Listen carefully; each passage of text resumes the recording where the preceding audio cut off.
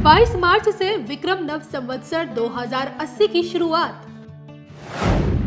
अब की बार 13 महीनों का हिंदू नव वर्ष किनकी जिंदगी में लाएंगी खुशियां, किनकी जिंदगी में आएंगी खुशहाली, किनकी जिंदगी ऐशो आराम में बीतेगी। 13 महीनों में कैसी रहेगी आपकी हेल्थ। 13 महीनों में तरक्की के मिलेंगे कितने मौके। 13 महीनों में कितना कमाएंगे और कितना बचाएंगे। देखिए सिर्फ धर्म ज्ञान पर। नमस्कार, धर्म ज्ञान के दर्शकों का स्वागत है। मैं आपके साथ कविता राणा, मेरे साथ आचार्य मेंग शर्मा जी। मेंग जी स्वागत है। धन्यवाद कविता जी। सभी दर्शकों को सादर नमस्कार। मैं आपको बता दूं कि इस 22 मार्च से चैत्र नवरात्र से शक्ति के पर्व से ही हमारे हिंदू नववर्ष नव संवत्सर 2080 की शुरुआत हो रही है। इसी दिन से कहते हैं कि भगवान ब्रह्मा ने इस सृष्टि की रचना की। इसी तिथि पर भगवान श्री राम का राज्याभिषेक हुआ। इसी तिथि पर उन्होंने बाली का वध किया। इसी तिथि पर युधिष्ठिर का भी राज्याभिषेक हुआ और इसी तिथि से यानी कि चैत्र नवरात्र से ही 22 मार्च से ही अब बसंत ऋतु का भी आगमन हो जाएगा। और ऐसे में हिंदू नववर्ष जो कि इस बार अधिक मास है, 13 महीनों का ये हिंदू नववर्ष संवत्सर 2080 है, जिसके मंत्री इस बार बुध और माफ़ कीजिए राजा बुध और मंत्री शुक्र हैं। और ऐसे में आने वाला ये हिंदू नववर्ष नव संवत्सर 2080 हिंदुओं के लिए, हम भारतीयों के लिए क्या कुछ लेकर आ रहा है, राशि अनुसार जानेंगे। हम बात करेंगे मिथुन और कर्क राशि वाले जातकों के बारे में, लेकिन आइए सबसे पहले थोड़ा सा समझ लेते हैं हिंदू नववत्सर 2080 के बारे में। ज्योतिष क्या कहती है, बताइए मेघ जी। बिल्कुल, देखिए हिंदू नववर्ष जो हमारा शक संवत होता है 2080 है, ये हर वर्ष जैसे परिवर्तन आता है तो उस दिन जो ग्रहों की स्थिति होती है, जैसे हम अंग्रेजी कैलेंडर के हिसाब से भी दर्शकों को बताते हैं तो, लेकिन हिंदू नववर्ष के अकॉर्डिंग जो राजा बनता है, जो मंत्री बनता है, उसका भी बड़ा इफेक्ट पड़ता है और पूरा वो अगले वर्ष तक रहता है। उसके आधार पे बताया जाता है राशिवार क्या प्रभाव पड़ेगा, साथ ही साथ उस दिन ग्रहों की स्थिति क्या है ये भी आपको बताया जाता है, जिसके वजह से पूरे वर्ष के ऊपर उस चीज़ों का प्रभाव पड़ता है। जैसे कि नववर्ष के आसपास जो भी कोई ग्रह गति रहेगी, कहीं ना कहीं वो आपको इम्पैक्ट करेगी। आपकी राशि से अगर चंद्रमा 12वें भाव में रहेगा, अष्टम में रहेगा तो ज़्यादा परेशानियाँ रहेंगी। लेकिन जिन राशियों के लग्न भाव में चंद्रमा रहेगा, जिन राशियों के सप्तम भाव में, पंचम या दशम भाव में, एकादश भाव में चंद्रमा रहता है, तो ये विशेष उनको लाभ मिलता है और सुख और सौभाग्य की प्राप्ति होती है।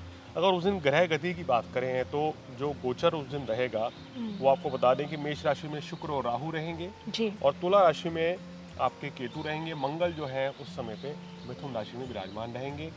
और अगर शनि की बात करें तो शनि जो है कुंभ राशि में रहेंगे।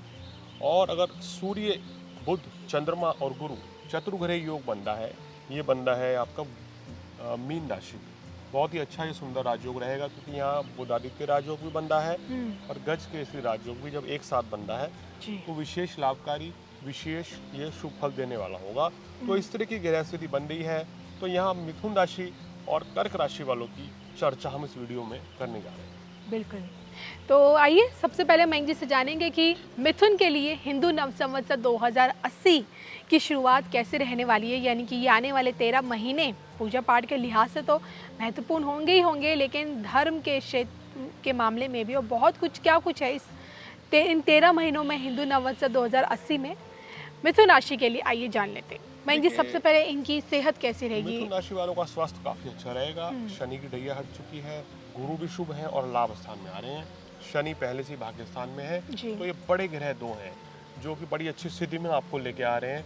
तो ये जो हिंदू नव संवत है काफ़ी आपके लिए शानदार रहने वाला है। पूरा एक वर्ष मान सम्मान की प्राप्ति रहेगी। स्वास्थ्य सबसे इम्पोर्टेंट जो है, पॉइंट ऑफ व्यू स्वास्थ्य का देखें तो बहुत अच्छा रहेगा। हेल्थ संबंधी कोई भी दिक्कत, कोई भी परेशानी आपको नहीं रहने वाली है। तो कुल मिलाकर एक तरीके से देखा जाए तो ये आपके लिए बढ़िया समय रहेगा। स्वास्थ्य संबंधी कोई पुरानी बीमारी थी वो भी अब धीरे धीरे दूर हो जाएगी, ठीक होने लगेगी। संबंधों के मामले में, प्रेम संबंध हो, वैवाहिक जीवन हो, ये काफ़ी अच्छा रहता हुआ नजर आ रहा है। और जो लोग अविवाहित हैं उनका विवाह होने का योग बनेगा। जो निसंतान दंपत्ति है उनके घर में खुशियाँ भी आएंगी, यानी कि संतान प्राप्ति के भी योग बन रहे हैं। तो कुल मिलाकर ये देखा जाए तो मिथुन राशि वालों के लिए भी ये बहुत ही अच्छा है गोचर। चाहे स्वास्थ्य की बात करें, चाहे वैवाहिक जीवन की बात करें, चाहे पारिवारिक जीवन की बात करें, आपके माता पिता जी का स्वास्थ्य अच्छा रहेगा। और अभी तक अगर आप सिंगल हैं तो आपके जीवन में किसी की एंट्री भी हो सकती है, यानी कि कोई आपको पसंद आ सकता है और उससे आप विवाह भी कर सकते हैं। तो इतना संभावनाएं इस पूरे वर्ष में रहेंगी आपके लिए। मयंक जी, जो कि देखिए हिंदू नववर्ष के राजा बुध हैं और बुध मिथुन राशि के भी राशि स्वामी है, तो ऐसे में मैं ये भी जानना चाहूँगी कि इनके कार्य क्षेत्र से जुड़ा जो इनका आर्थिक पक्ष होता है, इन दो चीज़ों के लिए ये आने वाले 13 महीने इनके लिए कैसे रहेंगे? देखिए, आने वाले 13 महीने इनके लिए बहुत अच्छे रहेंगे। कार्य क्षेत्र हो, नौकरी हो, व्यवसाय हो, आप कोई भी कार्य करते हैं यहाँ आपको सफलता मिलेगी। धन लाभ होगा, निश्चित मात्रा में होगा, एक बड़ा अच्छा लाभ मिलेगा। काम कारोबार में स्टेबिलिटी रहेगी। बदलाव चाहते हैं तो बदलाव का समय भी है। मान सम्मान की प्राप्ति होगी। यहाँ सुख साधन भी आपके बढ़ेंगे। जो लोग घर लेने के सोच रहे हैं या वाहन लेने की सोच रहे हैं, तो इस समय पे वो लोग प्लान कर सकते हैं, तो बहुत अच्छा रहेगा। कुल मिलाकर अच्छा समय मिथुन राशि वालों के लिए। चलिए, मिथुन की बात की हमने, अब आगे बढ़ते जान लेते हैं कर्क राशि वाले जातकों के बारे में कि इनके लिए इस बार हिंदू नव संवत्सर 2080 की शुरुआत क्या कुछ लेकर आ रही है इन आने वाले 13 महीनों में, बताइए मयंक जी। देखिए, कर्क राशि वालों, यहाँ अगर स्वास्थ्य की बात करें तो स्वास्थ्य के दृष्टिकोण से आपको थोड़ा सा सावधान रहना चाहिए, क्योंकि अष्टम भाव में आपके शनि आते हैं। शनि की ढैया आपको चल रही है और अष्टम ढैया, हालांकि शनि स्वराशि के उतना नुकसान नहीं करेंगे, लेकिन फिर भी छोटे मोटे हेल्थ इश्यूज जो हैं वो लगे रहेंगे। हालांकि बृहस्पति भाग्य स्थान में बैठे हैं, ये आपके लिए बड़ा शुभ है। और बृहस्पति का भाग्य स्थान में होना आपके लिए हम कहते हैं कि सुख और सौभाग्य की वृद्धि कर रहा है। और स्वास्थ्य संबंधी कोई बड़ी परेशानी, कोई बड़ी दिक्कत आपको नहीं रहेगी, लेकिन छोटे मोटे हेल्थ इशू जो आपको दिक्कतें रहती हैं वो दिक्कतें बढ़ सकती हैं, जैसे कि खाने पीने की समस्या के कारण इंडाइजेशन, एसिडिटी, पेट के रोग, एसिडिटी वगैरह, ये सब तरह की दिक्कतें बढ़ सकती हैं। कफ कोल्ड की समस्या आपको बढ़ सकती है, तो थोड़ा सा ध्यान रखने वाली बात है। लापरवाही बिल्कुल नहीं करनी है सेहत के मामले में। चलिए मयंक जी, अगर बात करें रिश्तों के मामले में भी अब आने वाला ये समय इनके लिए कैसा रहेगा? देखिए, रिश्तों के मामले में देखें तो कर्क राशि वालों, आपको अपने लाइफ पार्टनर की सेहत का भी ध्यान रखें। उसके अलावा गुरु जब तक शुभ स्थिति में रहेंगे, और तो कमाल की बात यह है कि शनि की ढैया 2.5 साल चलेगी। इन 2.5-3 सालों में गुरु आपके भाग्य स्थान से गुजर के लाभ में आएंगे, कर्म में आएंगे, कर्म से गुजर के लाभ में आएंगे। तो शनि के आपको अशुभ प्रभाव मिलेंगे ही। तो इसलिए ढैया के कारण बहुत से लोग डर रहे हैं, या बहुत से ज्योतिषी कह रहे हैं कि कर्क राशि वालों का बड़ा अहित होगा, बड़ा नुकसान हो जाएगा। तो ऐसा कुछ नहीं होगा। अगर आपकी अंतर्दशा खराब है तो वहाँ आपको थोड़ा संभल के चलना है, वहाँ दिक्कतें फिर बढ़ेंगी। अदरवाइज तो ये गोचर की वजह से कोई बहुत ज़्यादा समस्या नहीं आएगी। आपका चाहे वैवाहिक जीवन हो या आपका लव लाइफ हो, काफ़ी अच्छा रहेगा।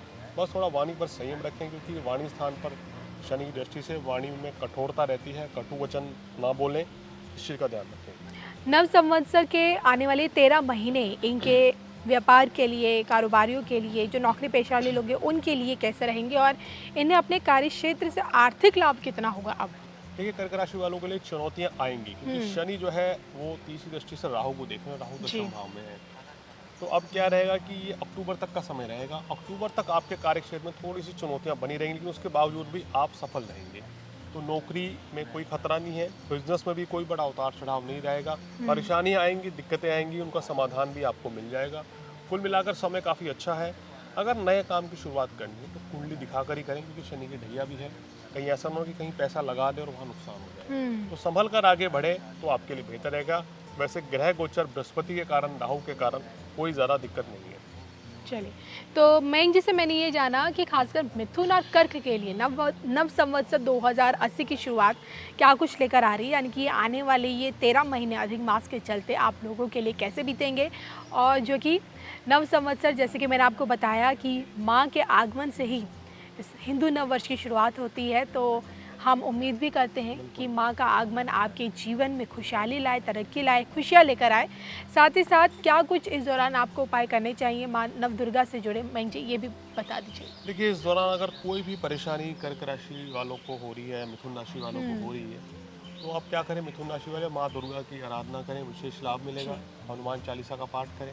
कर्क राशि वाले भोलेनाथ की पूजा करें, और निश्चित रूप से शनिदेव की भी आराधना करें। शनिवार के दिन सरसों का तेल, 5 बादाम शनिदेव को चढ़ाएं। ओम शम शनिश्चराय नमः का जाप करें तो विशेष लाभ मिलेगा। चलिए, इसी के साथ मुझे और मयंक शर्मा जी को दोनों को दीजिए इजाज़त। नमस्कार।